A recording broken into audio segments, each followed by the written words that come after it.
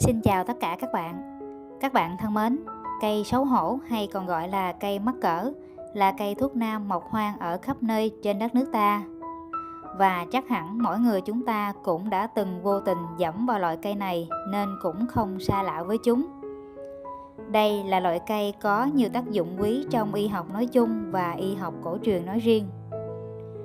Tuy nhiên, người ta chỉ xem nó là loại cỏ dại mọc ven đường nhưng không hề biết về những tác dụng chữa bệnh vô cùng hiệu quả mà cây xấu hổ mang lại. Vậy cây xấu hổ có tác dụng như thế nào? Sau đây xin mời các bạn hãy cùng theo dõi tìm hiểu về những tác dụng đặc biệt từ cây xấu hổ.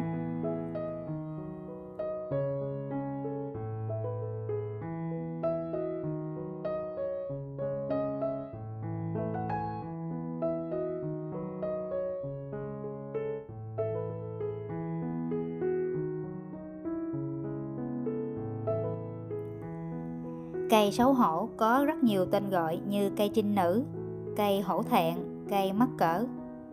Và sở dĩ có tên gọi như thế là vì mỗi khi chúng ta chạm vào nó thì ngay lập tức tán lá sẽ khép lại.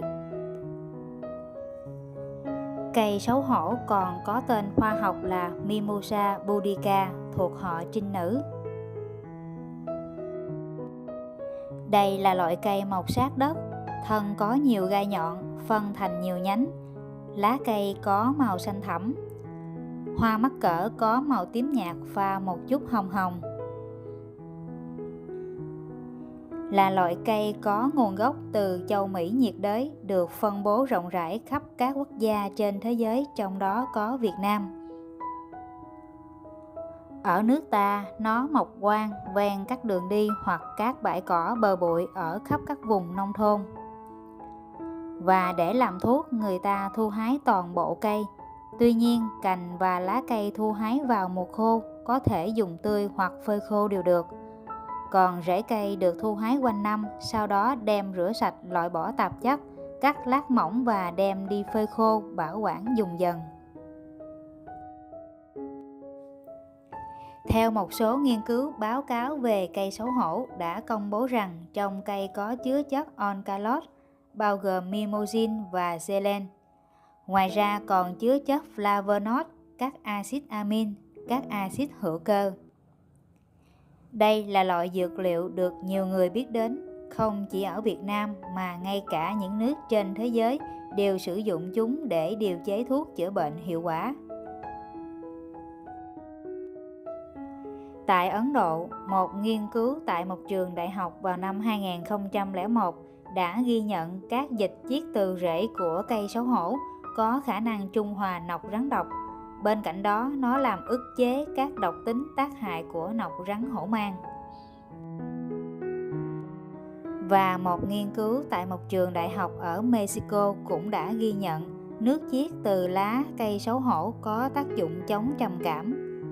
Ngoài ra, nó còn có công dụng giúp ngăn ngừa các chứng lo âu, hồi hộp, tim đập nhanh.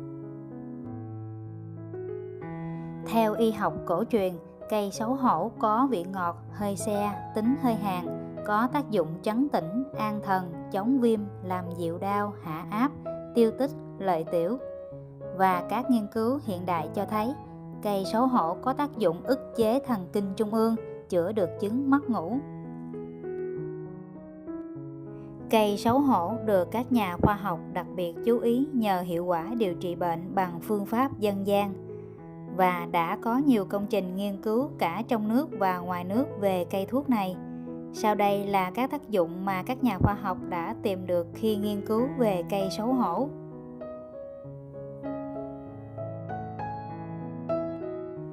Cây xấu hổ điều trị bệnh mất ngủ. Ta dùng lá và dây xấu hổ phơi khô khoảng 15 đến 20 g, phối hợp với cây lạc tiên hay còn gọi là nhãn lồng 20 g, sắc nước uống hàng ngày và duy trì uống liên tục trong một tuần, bạn sẽ có một giấc ngủ thật ngon. Cây xấu hổ có tác dụng hỗ trợ điều trị bệnh động kinh. Ta dùng cây xấu hổ toàn cây gồm có lá, thân và rễ phơi khô khoảng 20 g, cây câu đằng 10 g, sắc nước uống trong ngày nhất là lúc chuẩn bị đến cơn co giật. Và lưu ý cây câu đần chúng ta không nên sắc kỹ.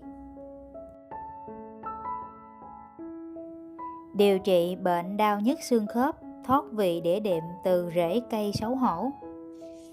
Ta lấy 200g rễ cây xấu hổ phơi khô, thái mỏng, đem tẩm với rượu gạo trong 1 tiếng. Sau đó đem sao thơm và chia ra làm 5 phần, mỗi ngày sắc 1 phần. Dùng liên tục trong thời gian khoảng 1 tuần là có hiệu quả ngay. Bên cạnh đó, nhiều nơi còn dùng cây xấu hổ kết hợp với cây chìa voi làm thuốc điều trị bệnh thoát vị đĩa đệm cũng khá hiệu quả. Cây xấu hổ điều trị suy nhược thần kinh. Ta chỉ cần dùng cây xấu hổ 20g, cúc bạc đầu 20g, chua me đất 40g sắc với 500ml nước, dùng để uống hàng ngày vào mỗi buổi tối trước khi đi ngủ.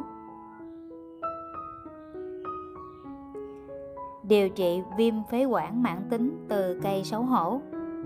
Ta dùng 35g cây xấu hổ, rễ lá cẩm 18g sắc với 500ml nước, lọc lấy nước uống và chia làm 3 lần uống trong ngày.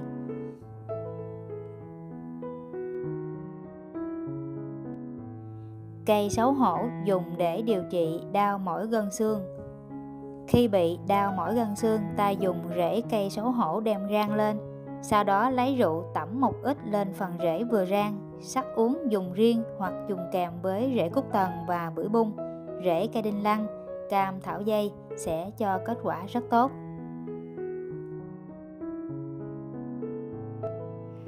Cây xấu hổ có thể làm thuốc giải độc mát gan. Để giải độc làm mát gan, bạn chỉ cần lấy 50g xấu hổ sấy khô, sắc lấy nước uống trong ngày nhiều lần là được. Ngoài ra, xấu hổ còn có thể chữa được bệnh zona hay còn gọi là bệnh dời leo. Ta chỉ cần lấy phần lá của cây xấu hổ đem đi giã nát rồi đắp vào vùng bị bệnh. Cây xấu hổ có thể chữa tê tay, tê chân, đau xương khớp. Ta dùng cây xấu hổ 10g, thân cây lá ớt to 10g, rễ khúc khắc, thân cây bọt ếch mỗi thứ 12g, 7g rễ bạch đồng nữ, 8g quả tơ hồng vàng và tất cả đem đi qua sắc 2 lần nước để thành cao hơi lỏng, dùng 2 đến 3 lần trong ngày. Hoặc có thể dùng với một công thức đơn giản khác như sau. Ta lấy rễ xấu hổ 10g, 5g lá cối xay, 5g rau muống biển, 5g lạc tiên, lá lốt 3g, tất cả sắc lấy nước uống. Ngoài ra ta có thể sử dụng cách khác như sau. Ta dùng rễ xấu hổ, thân cây lá ớt to, thân cây bọt ếch, rễ khúc khắc mỗi thứ 10g, rễ bạch đồng nữ, quả tơ hồng vàng mỗi thứ 8g, tất cả nấu với 2 lần nước rồi cô lại thành cao lỏng, uống làm 2 lần trong ngày.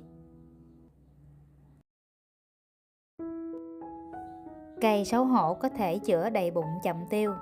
Ta dùng lá và cành xấu hổ 16g, thần khúc 12g, bạch thược 16g, mạch nha 16g, sắc làm 2 lần, mỗi lần lấy 1 bát nước thuốc uống sau bữa ăn trưa và tối và dùng liên tục từ 3 đến 5 ngày. Cây xấu hổ có thể dùng làm thuốc tắm chữa viêm khớp. Ta dùng cây xấu hổ phối hợp với lá lốt mỗi thứ 40 đến 50g, lá long não 20g, quế chi 15g, quắc hương, tía tô, cây hy thêm, lá ngải cứu, đơn tướng quân mỗi thứ 30 đến 40g. Cho tất cả vào nồi, thêm nước, đun sôi tới khi có mùi thơm tỏ ra thì chùm vải kín để hơi nước thuốc ngấm vào bộ phận bị bệnh. Xông khoảng 10 đến 15 phút mỗi ngày, tới khi mồ hôi ra toàn thân thì dừng lại và nên xông hoặc tắm hơi ngày 1 lần. Mỗi liệu trình 2 tuần, sau đó nghỉ 1 tuần rồi tiếp liệu trình khác.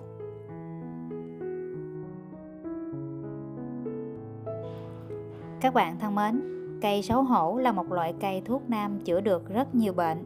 Tuy nhiên còn phải phụ thuộc vào cơ địa và thể trạng của mỗi người mà sẽ có hiệu quả nhanh hay chậm. Cây xấu hổ phù hợp với những đối tượng thường xuyên bị mất ngủ, ngủ chập chờn, ngủ không sâu giấc, những người già bị đau nhức xương khớp, thoái hóa cột sống, người bị nóng gan, người thường xuyên sử dụng rượu bia. Hy vọng với những thông tin tham khảo nêu trên sẽ giúp các bạn hiểu rõ hơn về tác dụng của cây xấu hổ và có cách nhìn đúng đắn hơn về loại cây cỏ dại mọc ven đường này. Cảm ơn các bạn đã quan tâm và theo dõi video. Xin chúc các bạn thật nhiều sức khỏe và thành công trong cuộc sống. Xin cảm ơn và xin trân trọng kính chào.